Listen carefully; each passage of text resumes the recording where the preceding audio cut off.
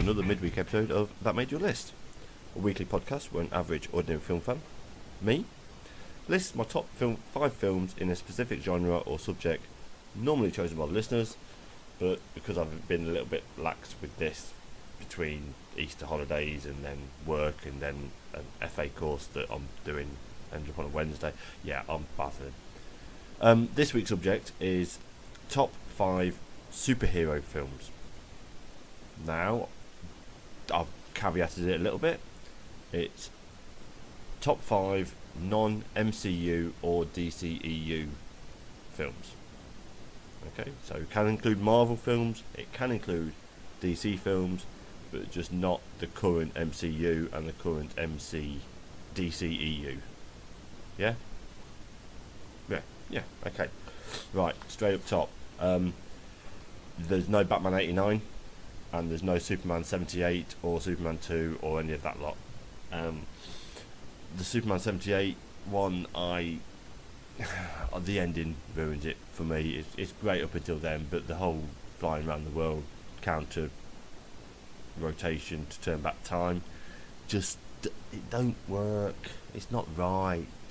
And adult me just thinks, well, that's stupid. Suspension of disbelief only goes so far. You might believe a man can fly, but you'll never believe that go flying around the earth the opposite way makes time turn backwards. Yeah, and Batman 89, I love that. I absolutely adore that. I think that's the best duality of a Bruce Wayne you'll get. Michael Keaton as that plays that slightly crazy man on the edge perfectly. Jack Nicholson, he's only beaten by obviously Heath Ledger as the Joker, but unfortunately the special effects on Batman 89 just do not hold up at all. They have not aged well, whereas Superman, the effects on there was good. Now obviously some of it you can tell is what it is, but Batman 89, there's a part when he goes towards the end when he's going into the cathedral and the shadows, it's not good sound effects, special effects. So honourable mentions for it. Okay, I'm going to get some grief for this lot as well. The Incredibles. I love The Incredibles. It's the best Fantastic Four film that's ever been made, even though it's obviously not Fantastic Four. Constantine, Keanu Reeves, standalone on it. It's very, very underrated for me. It's really rewatchable. The X-Men reboots, First Class and Days of Future Past, again, really, really good. Just not. I'm not a massive X-Men fan, really. Not all of them anyway. There's one that really stands out for me, but and then the one that's really going to get me the most grief on here is the first Spider-Man with Tobey Maguire and Spider-Man 2. They're good, but my 5 on here, for me personally, they're up a little bit higher.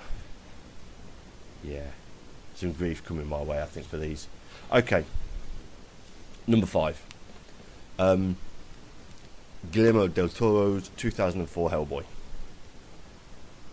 Based on the comic by Mike Mignola, starring a perfectly cast Ron Perlman as Hellboy.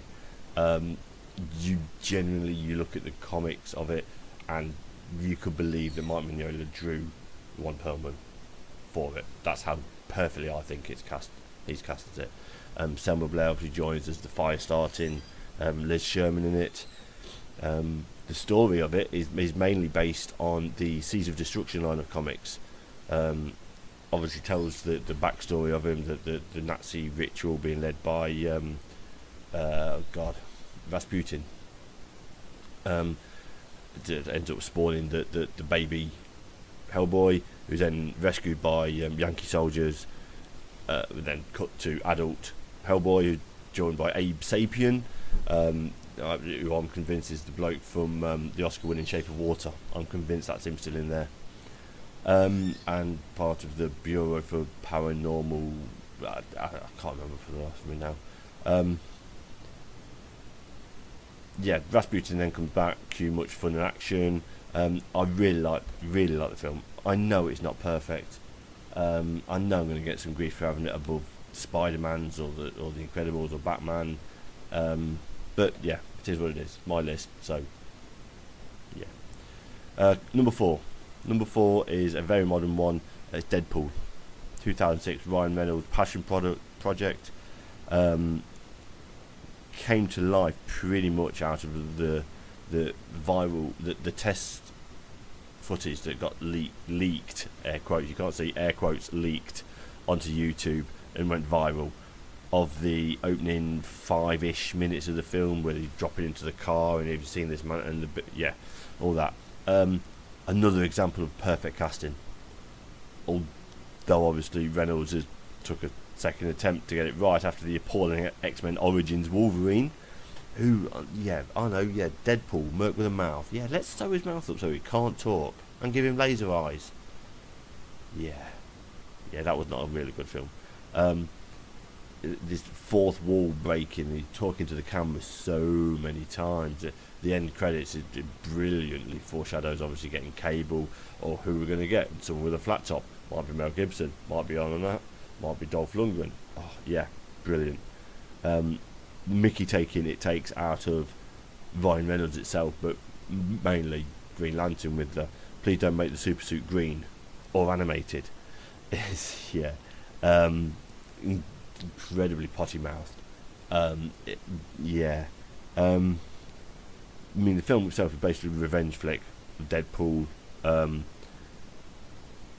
going after Ajax, the guy who giving him the power to cure his cancer, but obviously at the same time just destroyed his looks.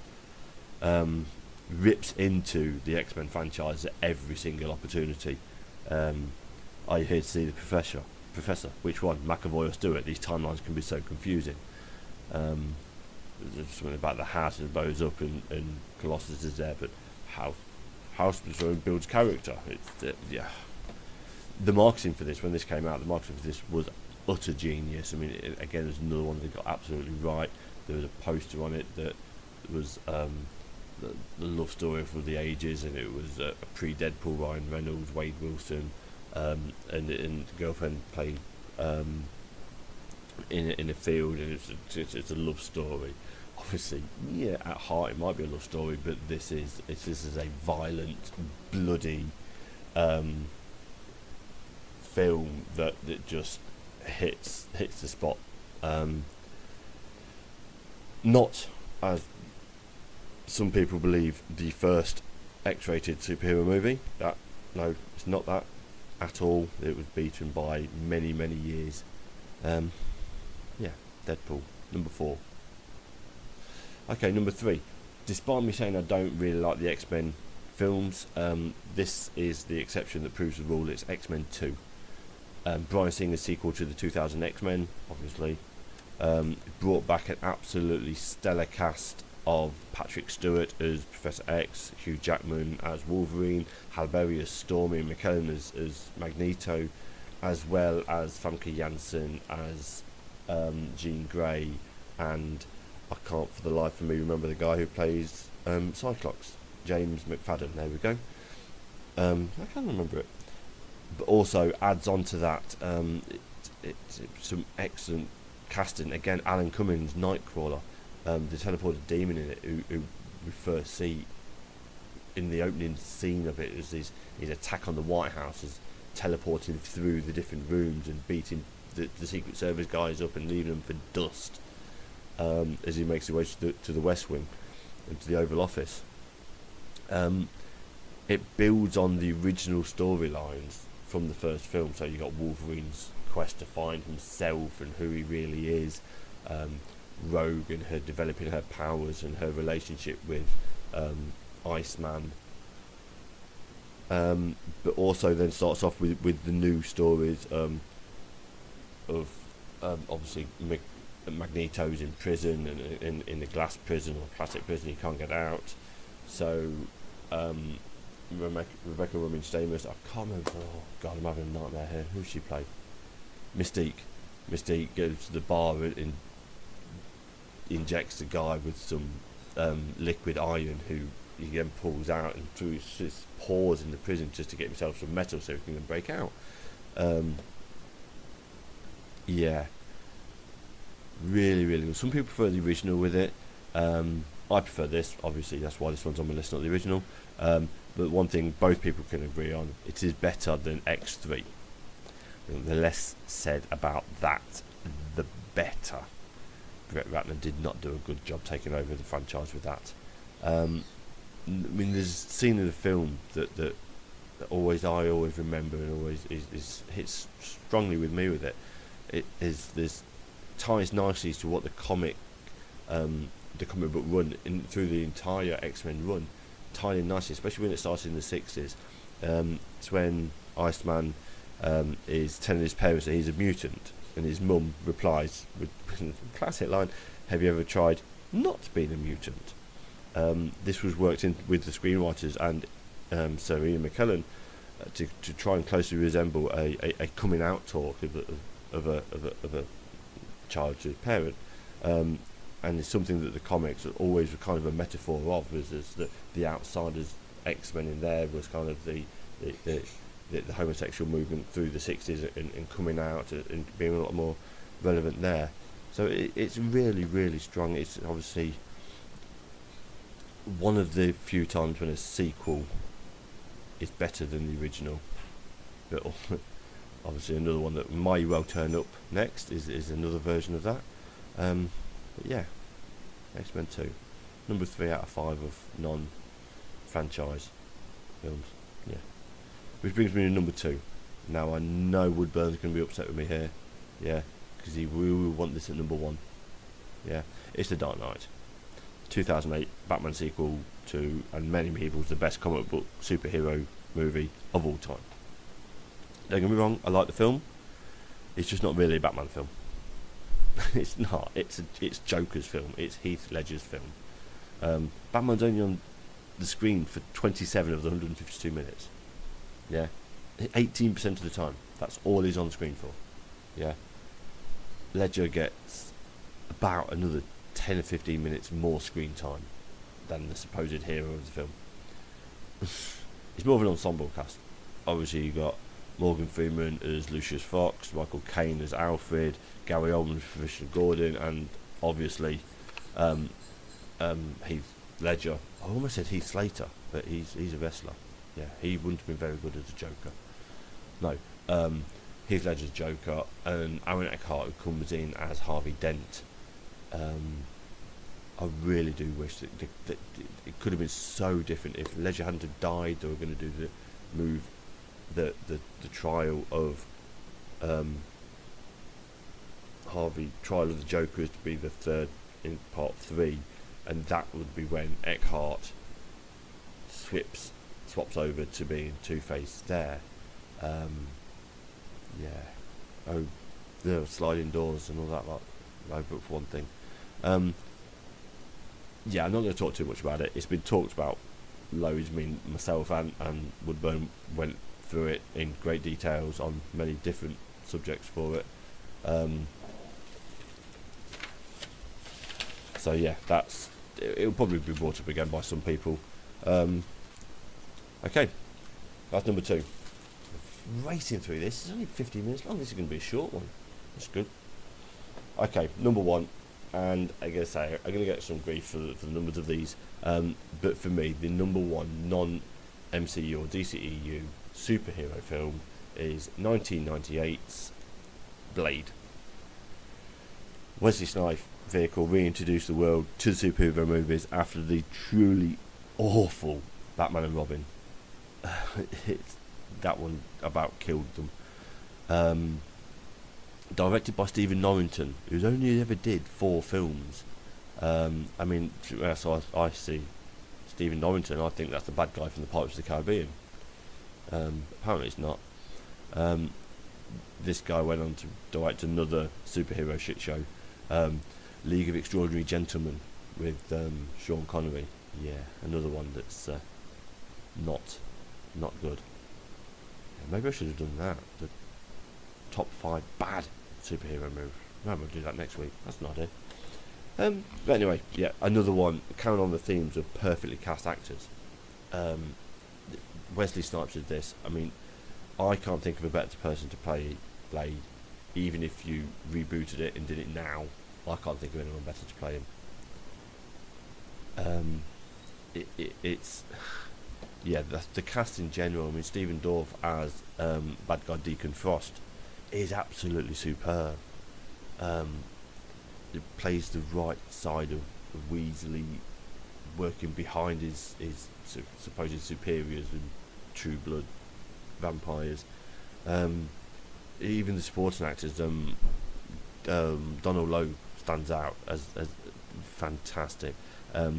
He returns to superhero life later on in his career, with both Ghost Rider and then more recently on TV as Bullock in Gotham.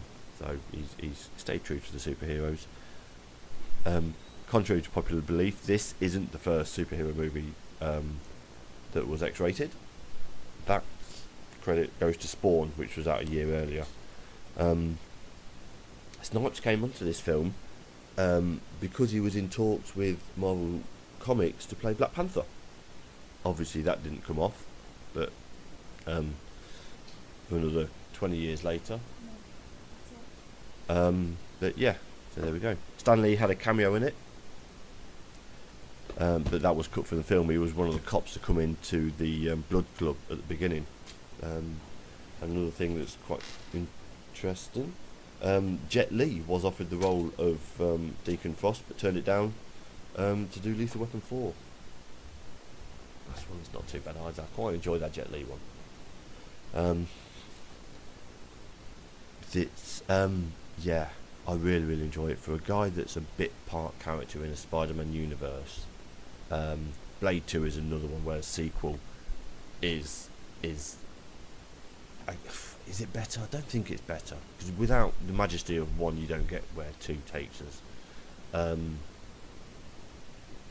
Yeah, although you do get Mac Goss, one of Bros, which means nothing to you American listeners, but Bros was a boy band in the late 80s, early 90s that had maybe 3 or 4 hits in the UK.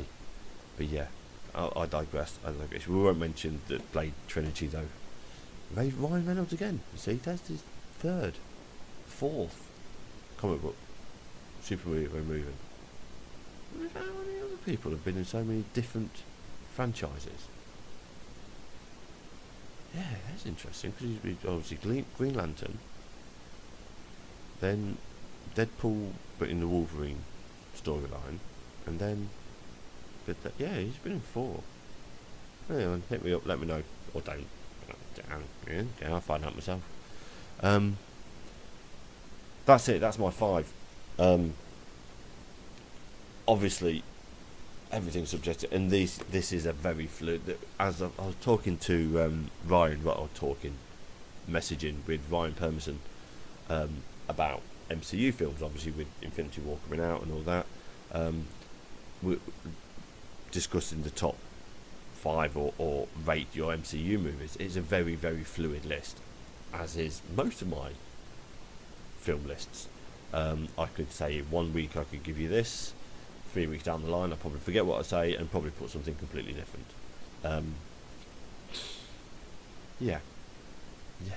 This was really good, perfect casting in some superhero films. Going back into MCU, I'm going off on a tangent here. I've finished the list. If you're only interested in the list, I'd shut off now. I'm going into a rant now. Not so much a rant. I'm going into a little monologue. Perfect casting in superhero films. Obviously started all the way back with Superman with Christopher Reeve. An unknown guy came in and he is Superman. He is what every Superman is always judged up against. Always, almost to the point of Bryan Singer, Superman Returns, which was almost a almost a shot-for-shot remake of the original, with Brandon Routh, who was, I think, he was picked because he looks so much like Christopher Reeve. Obviously, then found more fame in both Arrow and now Heroes of Tomorrow. Heroes of Tomorrow? I don't know, I didn't watch many of that series. On another CW show. But you've got Christopher Reeves. You've got Heath Ledger. The Batman... The Batman or Bruce Wayne actors really do... As I said, for me, Keaton catches the perfect kooky craziness of what Batman Bruce Wayne is. I think Val Kilmer catches the duality of light and dark in there. He's got that. Clooney is the perfect Bruce Wayne as a suave businessman, mega rich guy. You can believe it. You look at him, you can believe it. I mean, it was terrible as Batman because all you could see was George Clooney. But for me, the perfect casting is not Nolan. Who's his name? Oh, God almighty, it's too late. Why am I even doing this? Yeah. Him who did Batman Begins. Yeah. But then, going further into that, Patrick Stewart, perfect as Professor X. You couldn't want anyone better. He's already bald. He doesn't need to shave his head like McAvoy did. But cutting through into the MCU. Again, you can't... If you wanted to get someone who is Mr. All-America, Mr. Captain America, it's Chris Evans. He is perfect. He's got the physique. Okay, he's worked hard at it. He's got the physique. He's got the looks. He's got the hair. He's too perfect. Wolverine, perfect. Okay, when he first came in, everyone was, oh God, not him. No, he's too tall. He's too tall. Wolverine's short. That was soon forgotten. As soon as X-Men was out of the way, bang, he's my Wolverine. That's it. Robert Downey Jr. Looks the part. Even before he became Tony Stark, RDJ looked like the comic and the cartoon Tony Stark. And he's just perfect. And now, I generally don't think he'll ever be able to cut himself away from that role. I think he's too intrinsically... Is that... Yeah, that one? Yeah, sounds good. 10 years as one character. Yeah, I don't think he's going to be able to cut away from that. Even if they do kill him in Infinity War, I don't think he'll be ever from now on, because he's done other things obviously since Sherlock Holmes and so on and so forth. The Judge, I love The Judge, but he didn't do well. Yeah. Anyway, I'm waffling on now. If you want to have a quick chat, come and find me. I'm on I'm on the internet, so you can find me. You've probably been screaming at me about how wrong I am. Please get involved, okay? Twitter for the podcast is @thatmadeyour. Facebook, the Facebook page is That Made Your List, where each week you'll find the poll for the next week's subjects, as well as all the old episodes up. And also sometimes I put on random polls, like today I put on which film will be the top box office in the summer. Okay, I've only given 4 options because that's best that Twitter will do. But yeah, that's up there. Get involved. Have a vote. Have a comment. Chat with the other people that are on there. You can email the pod at thatmadeyourlist@outlook.com. That's where you want to go if you want to be a guest on the main show, or if you just want to ask a question. I will be doing a live Ask Me Anything session soon. As soon as I figure out how to do it. I've seen everybody else doing it. I might have a jump at that. Please though, we are on iTunes and Podbean, so please subscribe, rate, review and share. That's the main thing. If you've enjoyed this, tell someone. Yeah, play it, plug your earphones in there. If you're in a car, that's the best thing. Hijack the Bluetooth if you're in their car and play it over them. That way they've got no choice because you're holding it. Yeah, do that. That's brilliant. Okay guys, I've been Dave Goodyear. I'll see you on the weekend for another full episode of That Made Your List. Bye.